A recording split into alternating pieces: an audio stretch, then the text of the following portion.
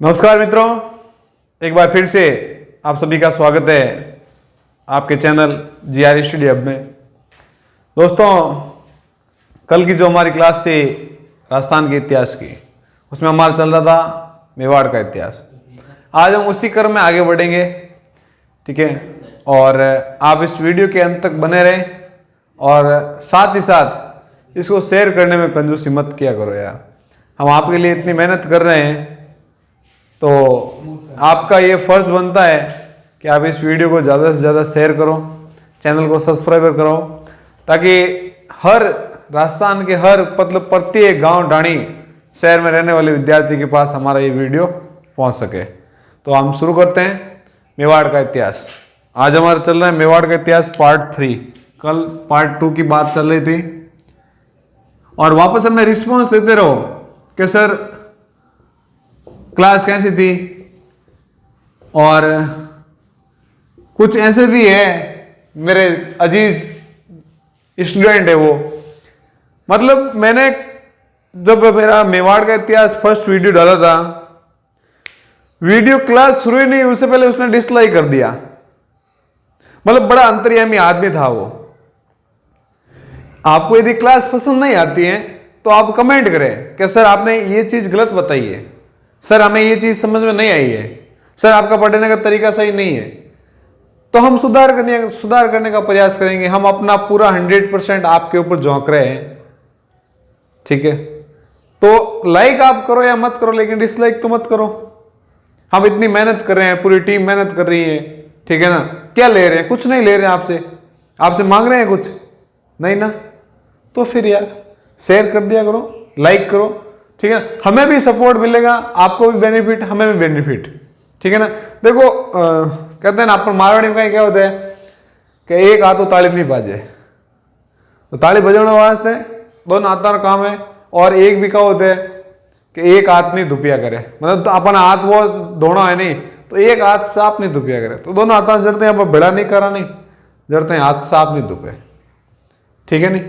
तो हमारे आप वो इस निवेदन है कि आप वीडियो देखो, पसंद आवे तो इन्हें शेयर करो। कोई चीज आपने लागे कि सर ये चीज सही नहीं है तो आप कमेंट बॉक्स में कमेंट करो, हम पूरा प्रयास करेंगे। कल एक स्टूडेंट ने पूछा था कि सर गोसुंडा अभिलेख के बारे में बताइए, तो मैं आपको बता देता हूँ। गोसुंडा अभिलेख चित्तौड़ से 3-4 किलोमीटर दूर एक गांव है गोसुंडी गांव, वहां से शिलालेख प्राप्त हुए थे। अब वो शिलालेख टूटे हुए प्राप्त हुए, जिसका एक शिलालेख चित्तौड़गढ़ दुर्ग में स्थापित है, ठीक है। और उस शिलालेख की भाषा थी वो संस्कृत थी और उसकी लिपि थी जो ब्राह्मणी लिपि थी, ठीक है ना। तो आपका डाउट क्लियर हम करते रहेंगे, कमेंट बॉक्स में आप क्वेश्चन करते रहिए, ठीक है। हम नेक्स्ट क्लास में आपके जैसे नेक्स्ट क्लास आएगी उसमें आपके क्वेश्चन सॉल्व होंगे और उसके बाद हमारी क्लास शुरू होगी। तो हम बात करें मेवाड़ का इतिहास। मेवाड़ के इतिहास में हम पढ़े थे कुंभा के जो राजनीतिक अभियान हमने पढ़ लिए थे। मालवा विजय के उपलक्ष्य में सर्वप्रथम पहली उपलक्ष्य में इन्होंने बनाया था विजय स्तंभ। विजय स्तंभ के बाद इन्होंने क्या बनाया था, दूसरी विजय हुई थी तब कुशाले माता का मंदिर बनाया था, कहां पर, भीलवाड़ा में। तो आज हम बात करेंगे कुंभा का स्थापत्य कला। स्थापत्य कला यानी स्थापत्य किसी चीज का निर्माण करना, ठीक है। तो हम अभी हमारे एग्जाम आने वाले हैं पटवारी के, तो पटवारी में इस बार सिलेबस भारत का इतिहास का भी दे रखा है, ठीक है। तो हम राजस्थान के साथ साथ पहले भारत की भी बात कर ले। भारत में स्थापत्य कला का स्वर्ण काल कब था, यानी भारत की सबसे प्रसिद्ध इमारत कौन सी थी? सर ताजमहल।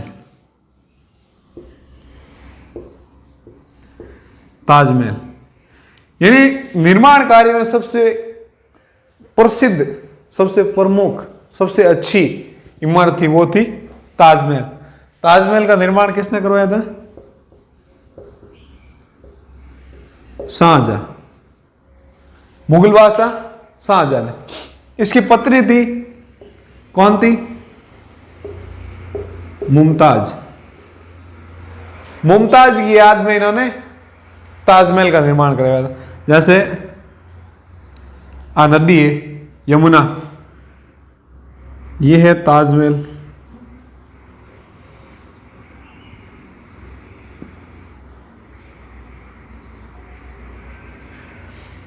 ये मीनार,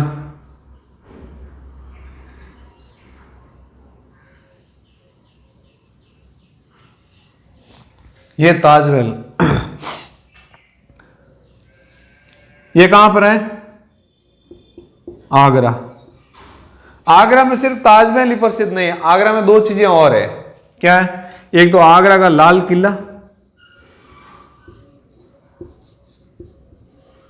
और एक जामा मस्जिद।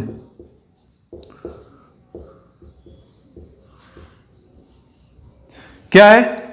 आगरा का लाल किला और आगरा की जामा मस्जिद। भारत की सबसे बड़ी जामा मस्जिद कहां पर है? वो है दिल्ली।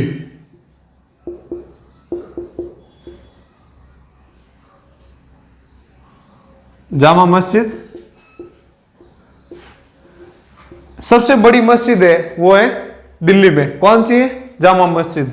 और एक यहां पर जो शाहजहां ने निर्माण कराया था, सिर्फ ताजमहल का निर्माण कराया था। ये जो जामा मस्जिद है और ये लाल किला, इसका निर्माण शाहजहां ने नहीं करवाया था। शाहजहां ने लाल किला का निर्माण करवाया था, लेकिन वो कहां पर करवाया था? दिल्ली में। तो दिल्ली में जामा मस्जिद और लाल किले का निर्माण करवाया था किसने? शाहजहां ने। याद रखना, आपको कंफ्यूज करने के लिए पूछ लिया जाएगा, क्योंकि दो नाम सेम सेम है। ठीक है, दिल्ली में जो है लाल किला और जो जामा मस्जिद है,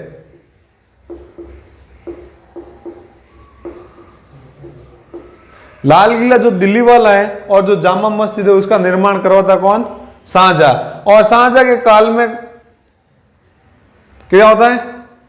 इस ताजमहल का निर्माण होता है। ताजमहल का निर्माण मुमताज की याद में कैसे?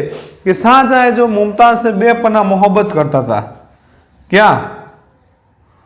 मोहब्बत। मोहब्बत भी क्या चीज होती है जो जीने देती है या ना मरने देती है। बड़ी अजीब कहानी है मोहब्बत की।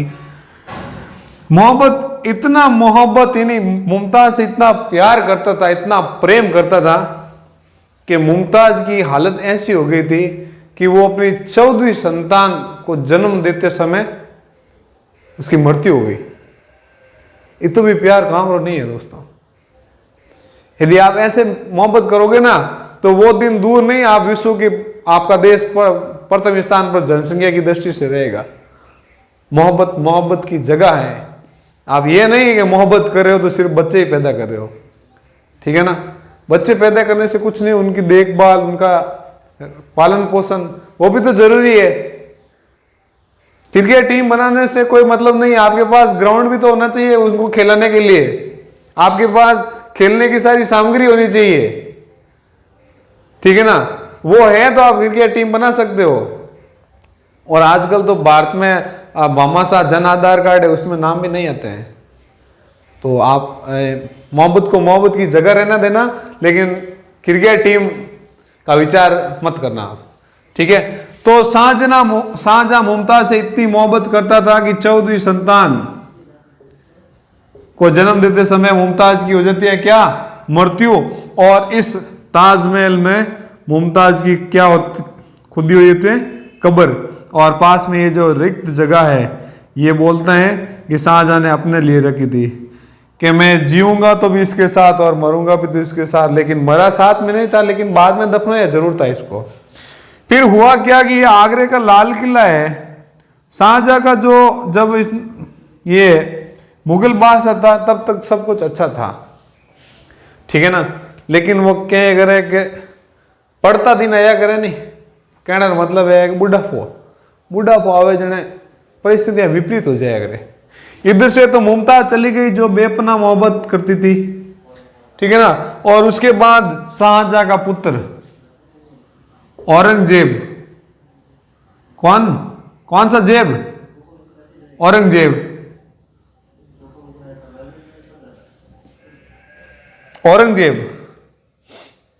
तो औरंगजेब ने शाहजहां को कहां से कैद किया और लाल किले में डाल दिया, ठीक है ना। और यहां से इस लाल किले में से एक दीवार के अंतर्गत छेद कर दिया था, जिससे ये ताजमहल को देखता था मुमताज की याद में। और ऐसा कहा जाता है कि इस ताजमहल को देखते देखते शाहजहां एक दिन खुद चला गया।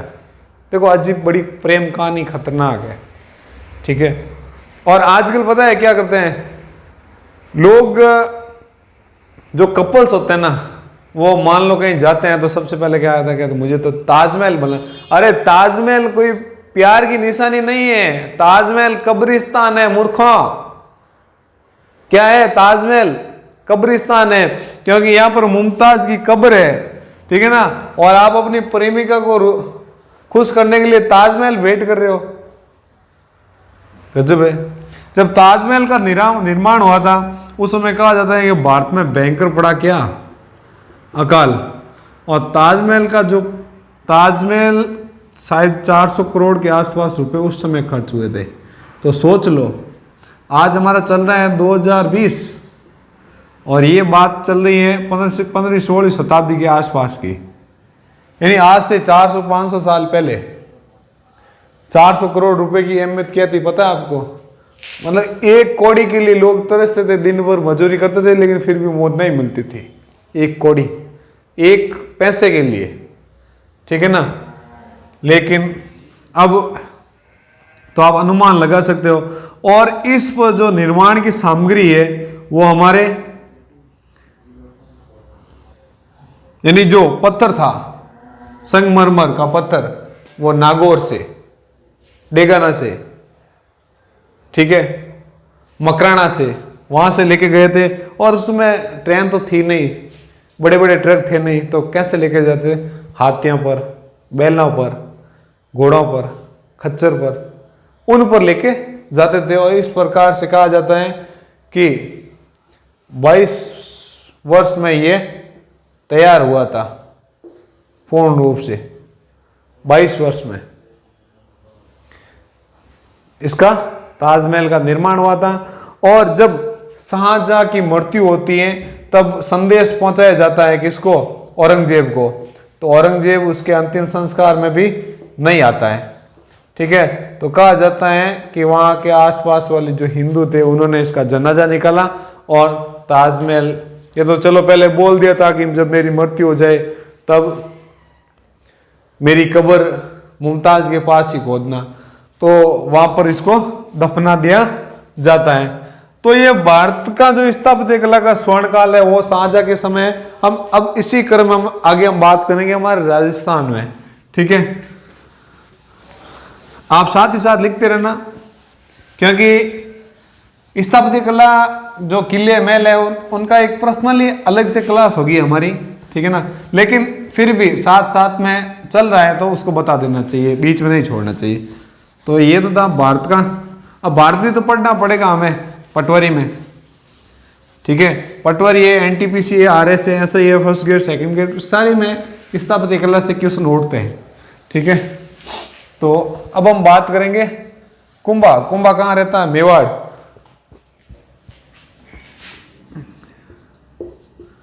ये कुंभा है, एक लेखक है जिसका नाम है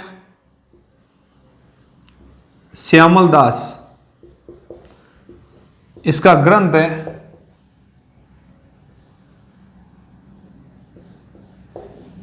वीर विनोद। वीर विनोद इसका क्या है? ग्रंथ है। इस ग्रंथ में कहा जाता है कि राजस्थान में 84 दुर्गों में से 32 दुर्ग का निर्माण किसने करवाया? कुंभा ने। यानी 84 दुर्ग में से 32 दुर्ग का निर्माण कौन करवाता है? कुंभा। तो सर्वाधिक राजस्थान में जो निर्मित दुर्ग है उसमें कुंभा सर्वप्रथम है। लेकिन हम यदि काउंटिंग कर ले तो राजस्थान में पूरे 32 दुर्ग ही नहीं है, ठीक है। और ऐसा भी कहा जाता है, ये जो श्यामल दास है इन्होंने महाराणा प्रताप के बारे में कहा था। किसके बारे में? प्रताप के बारे में। जब हल्दी घाटी का युद्ध होता है तब महाराणा प्रताप के पास 20,000 सैनिक बताता है ये, ठीक है ना, लेकिन वास्तव में प्रताप के पास सैनिक थे 3,000। तो मतलब ये जो व्यक्ति था ये बढ़ चढ़ कर किसी बात को पेश करता था, ठीक है। तो अब कुंभा ने जो दुर्ग निर्मित किए थे वो एक बार आपको बता देता हूं। अचलगढ़, बसंतगढ़, चित्तौड़, बोमट, बैराट और एक अचलगढ़, बसंतगढ़, चित्तौड़, बोमट, बैराट और कौन सा एक,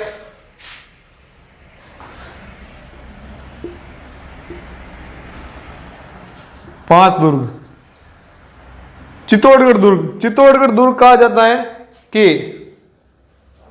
ये इसका निर्माता है मौर्य शासक मान मौर्य ने बनाया था, लेकिन वापस इस चित्तौड़गढ़ दुर्ग का निर्माण किसने करवाया था? कुंभा ने करवाया था। तो कुंभा के वास्तव में 5-7 दुर्ग है, वही है, बाकी ये 32 दुर्ग तो पूरे राजस्थान में भी नहीं है, तो हम कैसे कह सकते हैं, ठीक है। अब हम बात करेंगे आगे, ये हो गया दुर्ग के बारे में, ठीक है। और नेक्स्ट हमारे जो बात चल रही है, एक बार आप इसका स्क्रीनशॉट ले लो फिर आगे बढ़ते हैं।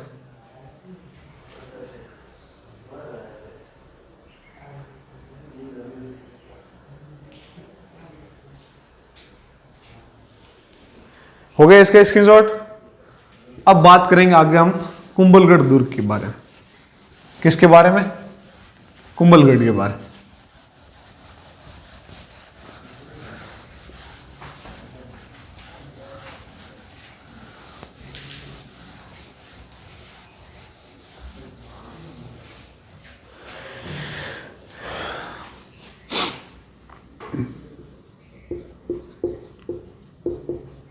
कुंभलगढ़ दुर्ग, कुंभलगढ़ दुर्ग है, यह है पहाड़ी, यह दुर्ग, और इस दुर्ग के चारों तरफ दीवार। यह 36 किलोमीटर लंबी दीवार। कहा जाता है विश्व में सबसे लंबी दीवार है वो है चीन की दीवार, और भारत में सबसे लंबी दीवार है वो कुंभलगढ़ दुर्ग की दीवार है। कौन सी है? कुंभलगढ़ दुर्ग की।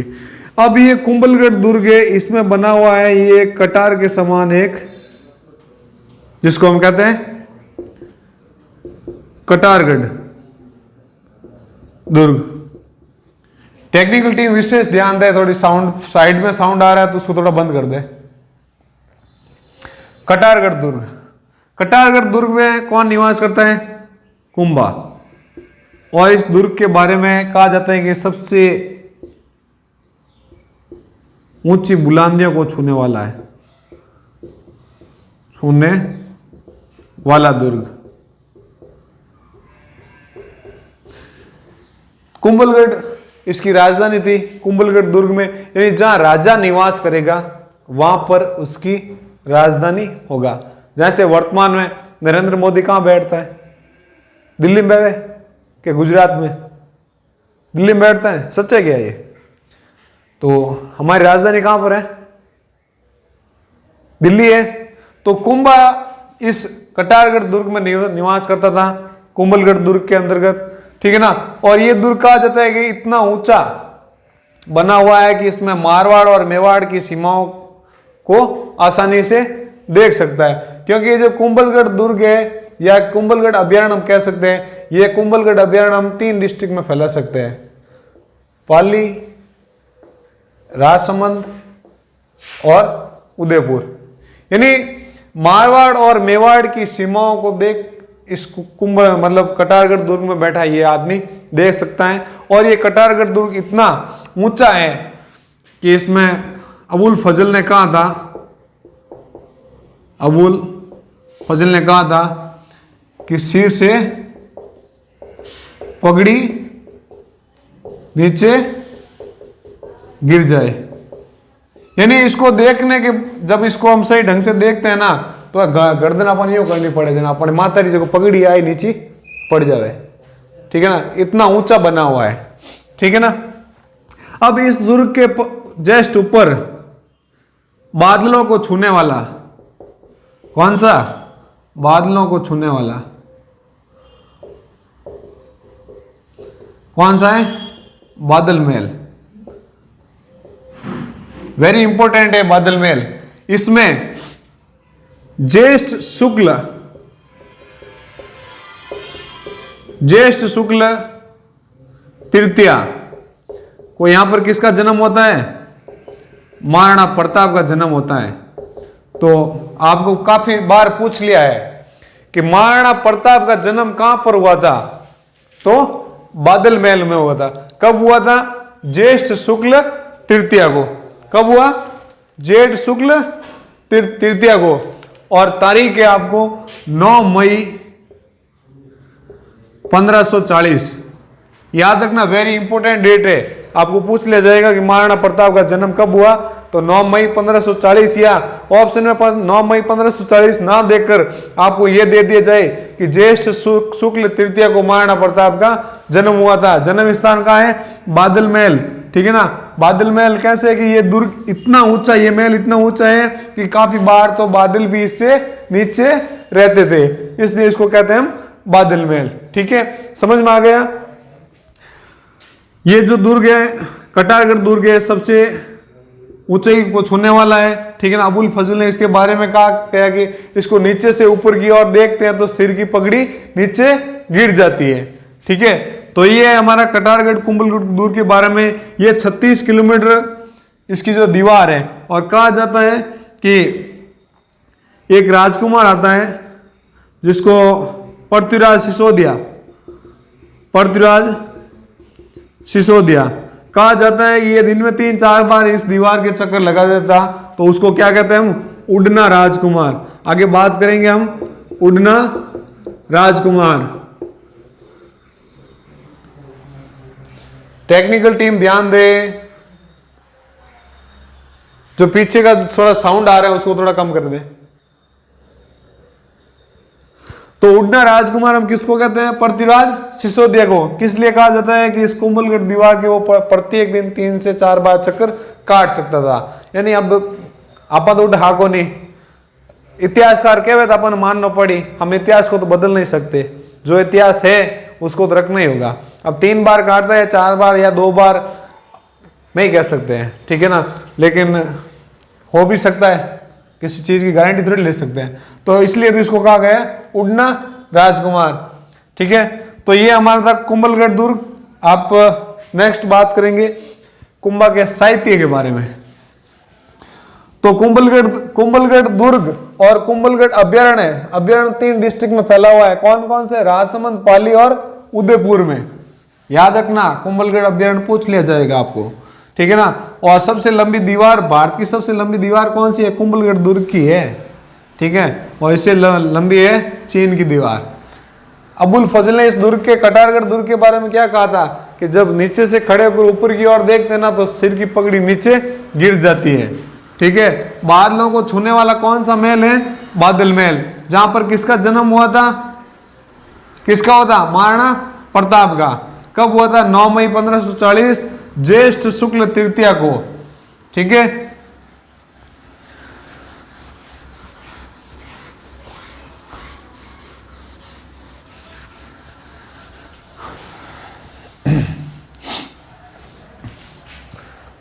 अब हम नेक्स्ट बात करेंगे, टाइम कितना हो गया। अब हम बात करेंगे साहित्य के बारे में। साहित्य, कुंभा के दरबार में कौन रहता था, मांडन का पुत्र कौन था, गोविंद, ठीक है।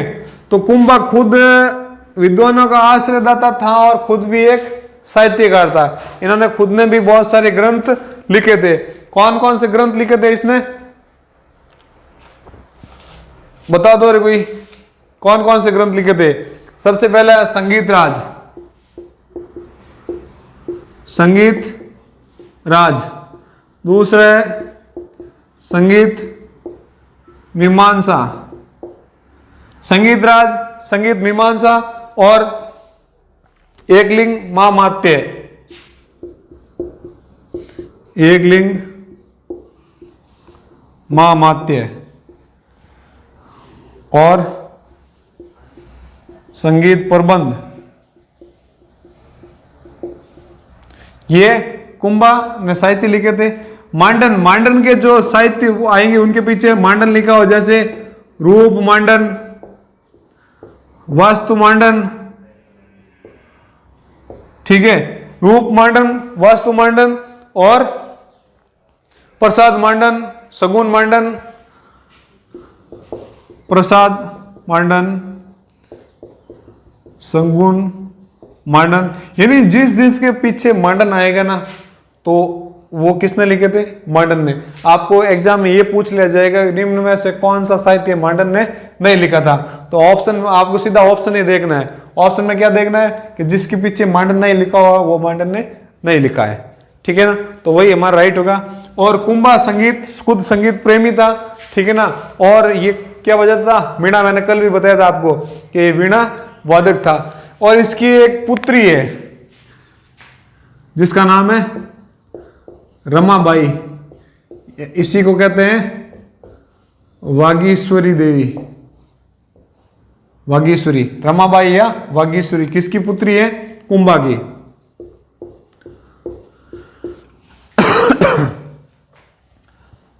तो यहां तक आपका सारा कॉन्सेप्ट क्लियर हो गया। एक बार इसका स्क्रीनशॉट ले लो, फिर आगे बढ़ते हैं।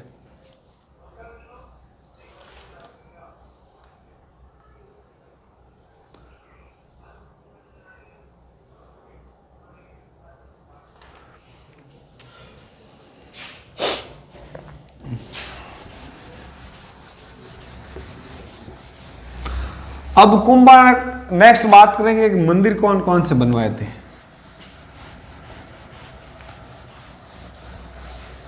कौन कौन से मंदिर बनवाए थे इन्होंने? कमेंट बॉक्स में फटाफट कमेंट करो। आप साथ में कमेंट करते रहो, सिर्फ क्लास देखने से कुछ नहीं होगा, आपने खुद के मन से भी कुछ लिखते जाओ, ठीक है ना। देख रहे हो, कुछ रिस्पॉन्स दे रहे हो, लाइक करते नहीं हो, शेयर करते नहीं हो, ना कुछ पूछते हो, ना कमेंट करते हो, फिर क्या मतलब है? मैं इतनी मेहनत कर रहा हूं, ठीक है। अब मंदिर कौन से है? सनगा चौरी मंदिर सबसे पहला आता है, श्रृंगार चौरी। श्रृंगार चौरी से याद आया कि एक जोधपुर का जो किला है, कौन सा? मेहरानगढ़, उसमें भी है एक श्रृंगार चौरी, नहीं है, वहां पर चौकी है जिस पर जोधपुर के शासकों का क्या होता था? राज तिलक होता था। क्या होता था? राज तिलक। और इस श्रृंगार चौरी में किसका विवाह हुआ था? रमाबाई का विवाह हुआ था, विवाह।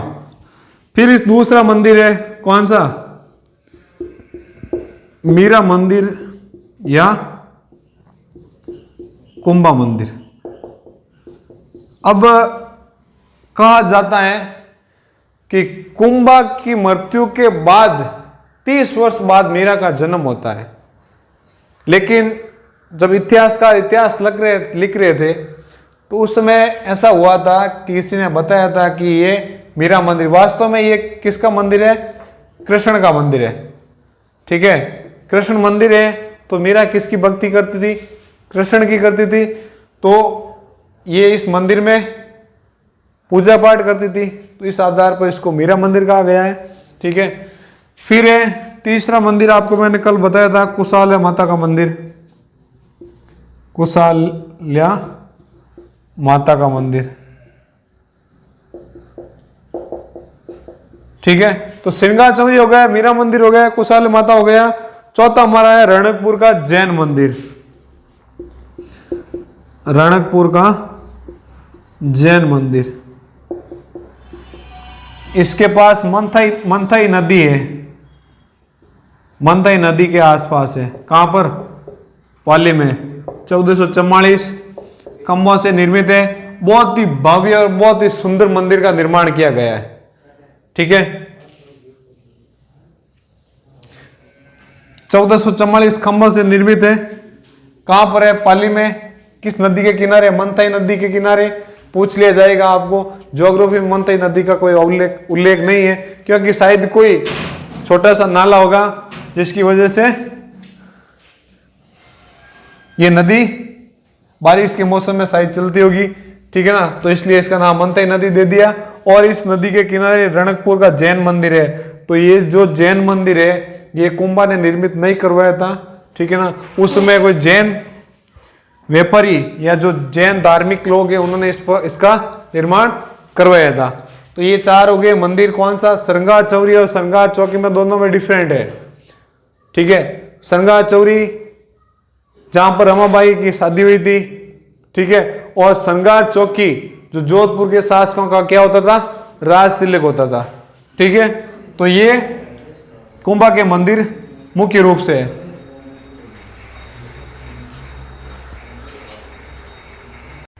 तो अब हम हमारा जो साहित्य हो गया, मंदिर हो गया, अब हम नेक्स्ट बात करेंगे कि कुंभा के बारे में ही। अरे कुंभा बहुत ही खतरनाक प्राणी का आदमी था।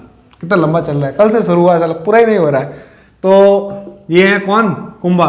एक बार क्या हुआ था कि इस कुंभलगढ़ दुर्ग के अंदर के मामदेव कुंड है, मामदेव कुंड, इस पर ये कर रहा था क्या? पूजा कर रहा था। तब इसका पुत्र उदा, पूरा नाम है उदयकरण, ठीक है ना, लेकिन इतिहास में उदा नाम से ही प्रसिद्ध है। तो इसने इसकी क्या कर दी थी? हत्या। यह है मेवाड़ का प्रथम पितृहंता, यानी जो पिता की हत्या करता है वो क्या कहलाता है? पितृहंता। हत्या के बाद ये मेवाड़ का बनता है क्या? शासक बनने के बाद जो मेवाड़ के सरदार थे, मेवाड़ के सरदार, अब देखो जब किसी की हत्या करते हैं तो उसमें मतलब पूरी रणनीति बनानी पड़ती है। इसने भी रणनीति बनाई थी, लेकिन कहते हैं ना कि चोर चोरी करने जाता है तो मतलब बहुत मुंह पर कपड़ा लपेटता है, पाँव में अलग जूते पहनता है, फिर अलग जूते पहनता है, दूसरे कपड़े पहनता है, लेकिन फिर भी पता चल जाता है क्या चोर कहीं चोर मन कहीं वो कहीं नहीं कि चोर काल जो काचो या करे। अब मारवाड़ी में क्या होता है, तो इनमें मन में कि इनकी डाउट हो तो थोड़े दिनों बाद पता चल जाता है क्या मेवाड़ के सरदारों का कि इसने कुंभा की हत्या की है, तो इनको मेवाड़ से क्या भगा दिया जाता है। क्या करते हैं?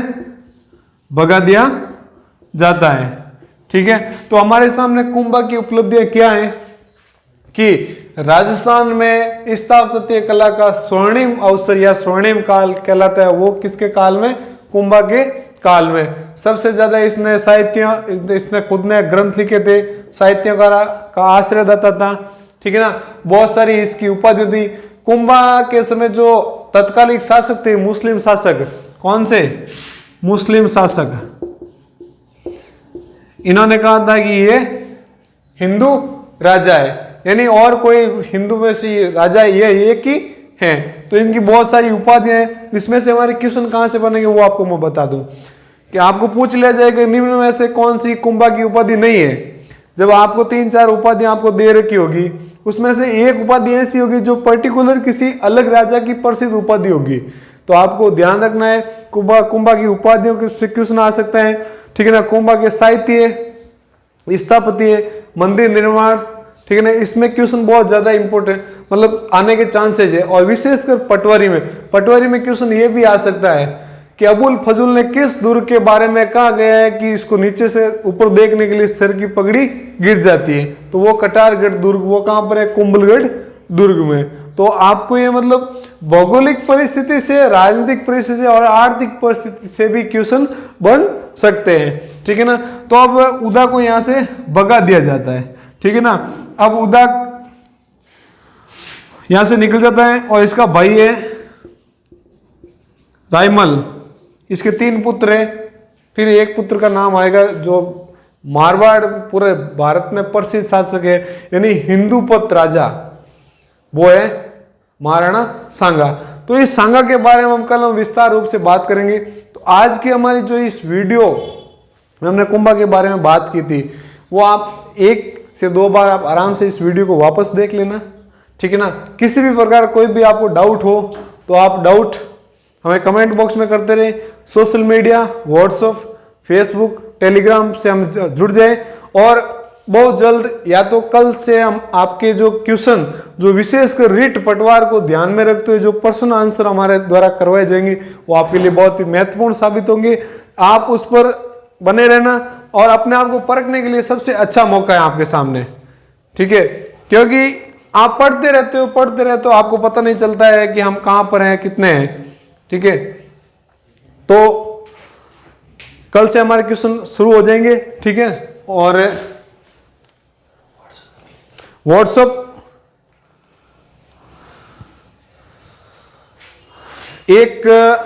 कल से हमने एक नई शुरुआत की, सोशल मीडिया का एक और नया भाग शुरू किया था, वो है हमारा व्हाट्सएप ग्रुप बनाया था। उसमें आपको पीडीएफ मिल जाएंगे, सभी प्रतियोगिता परीक्षा का सिलेबस मिल जाएगा।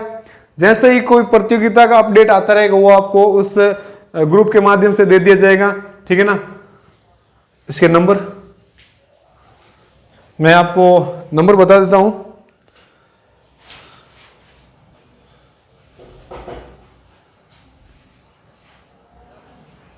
आप नंबर नोट करके हाय लिख के मैसेज कर देना, उसमें आपको ऐड कर दिया जाएगा। 93140